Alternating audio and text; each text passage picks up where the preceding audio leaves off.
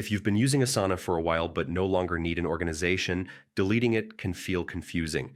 In this video, I'll walk you step by step through how to permanently delete an Asana organization in 2025.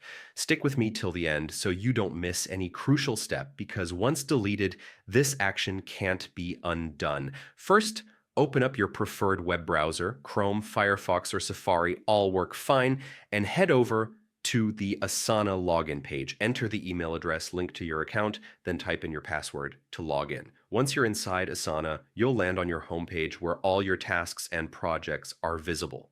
Now head to the top right corner and click on your profile icon. From the drop-down menu, select the specific workspace or organization you want to delete. Be very careful here. Double check you've selected the right one, because deleting is permanent.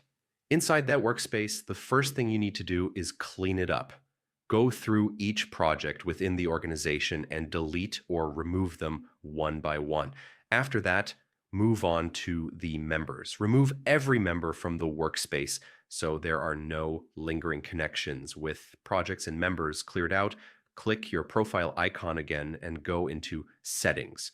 Under the Accounts section, you'll find the option that says Remove me from this workspace. Click it, confirm your choice, and Asana will delete that organization permanently. And that's it. You've successfully deleted an Asana organization. Just remember, there's no way to restore it afterward, so make sure you're completely certain before taking this step. If you found this guide helpful, make sure to hit the like button and subscribe for more quick and practical tutorials. Thanks for watching, and I'll see you in the next video.